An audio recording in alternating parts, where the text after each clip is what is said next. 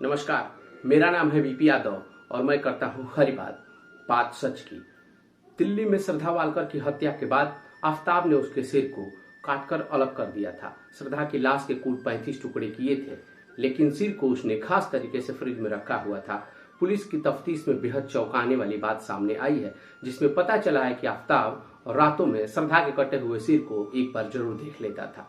Fridge में कटे हुए श्रद्धा के सर को देखकर उसे बेहद खुशी की अनुभूति होती थी। श्रद्धा की हत्या कैसे हुई? आखिर आफताब ने उस 18 मई की रात में कैसे इस खौफनाक वारदात को अंजाम दिया? हत्या के बाद उसने कैसे लाश के टुकड़े किए? आफताब ने कैसे खून के निशान मिटाए?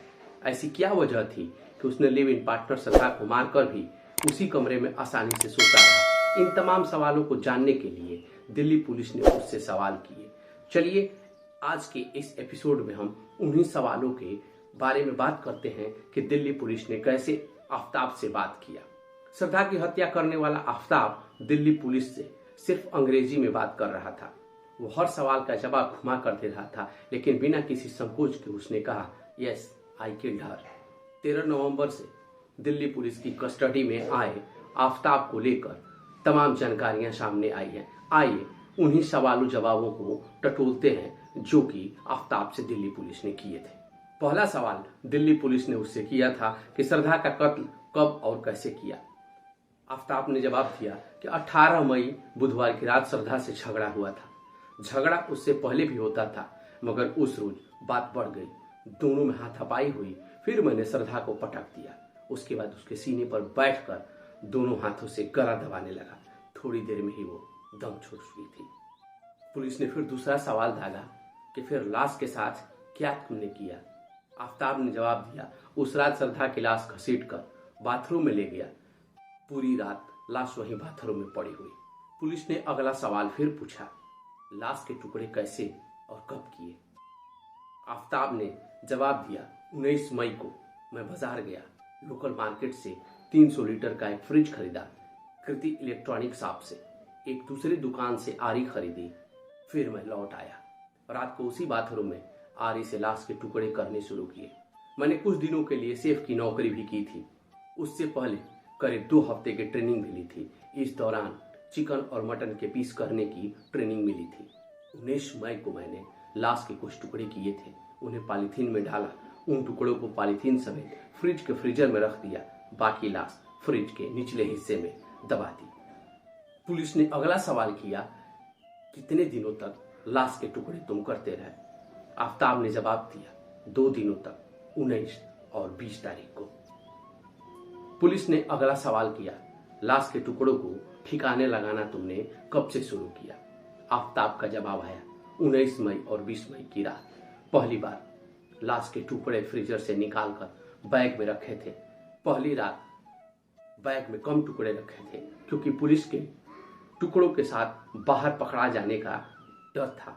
घबरा रहा था कि कहीं पुलिस तलाशी न ले ले और कहीं पकड़ा न जाऊं। पुलिस का अगला सवाल, पहली बार लाश के टुकड़े तुमने कहां फेंके?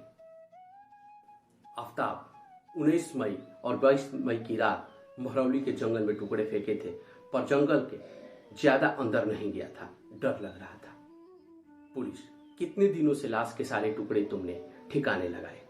आफताब, ठीक से तो याद नहीं, लेकिन कम से कम 20 दिन तक मैं लाश के टुकड़ों को जंगल में ले जाकर फेंकता रहा। पुलिस, लाश के टुकड़े कहां कहां फेंके? आफताब, मैं सिर्फ छतरपुर और महरौली के आसपास ही जाता था, ज्यादा दूर जाने पर पकड़े जाने का खतरा था। पुलिस, 20 दिनों तक घर में लाश या लाश के टुकड़े? चूंकि घर में लाश थी, इसलिए मैं घर से बाहर निकलता ही नहीं था, न ही किसी पड़ोसी से मिलता या बात करता था। मैं बार बार टुकड़ों को फ्रिज के निचले हिस्से से निकालकर फ्रीजर में और फ्रीजर में रखे हुए टुकड़ों को निचले हिस्से में रख देता था, ताकि लाश के बदबू न आ सके। मैंने घर, फ्लोर, बाथरूम, किचन सब कुछ साफ कर दिया था। पुलिस, पूरी लाश ठिकाने लगा देने के बाद तुमने क्या किया? आफताब, मैंने फिर से पूरे घर की सफाई की। फ्रिज खाली होने के बाद फ्रीजर को भी केमिकल से अच्छे से धो दिया। बाथरूम, फर्श, दीवार, चादर, कपड़े, हर चीज को धोया, साफ किया।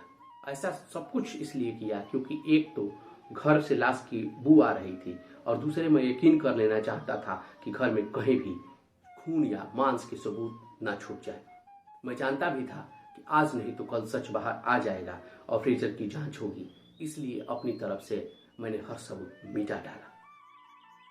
पुलिस ने अगला सवाल किया, जिससे तुम प्यार करते थे उसकी लाश के साथ ऐसा बर्ताव करने से पहले तुमने एक बार भी नहीं सोचा? ताब नहीं, मुझे गुस्सा आया था, इसलिए मैंने श्रद्धा को मार डाला, लेकिन मैं नहीं चाहता था कि उसकी मौत का सच बाहर आए। श्रद्धा के घर वाले भी उससे दूर ही रहते थे।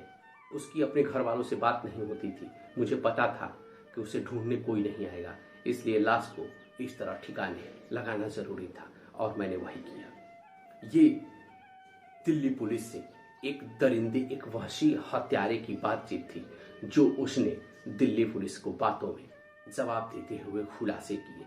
उसकी बातें सुन के अच्छे खासे इंसान के रोंगटे खड़े हो जाएंगे और मानवता से विश्वास उठ जाएगा। इस खबर में इतना ही। ऐसी तमाम खबरों को लगातार देखते रहने के लिए बने रहिए खरी बात 24/7 के साथ। रखिए अपना और अपनों का ख्याल। दीजिए बीपी यादव को इजाजत। जय हिंद, सत्यमेव जयते।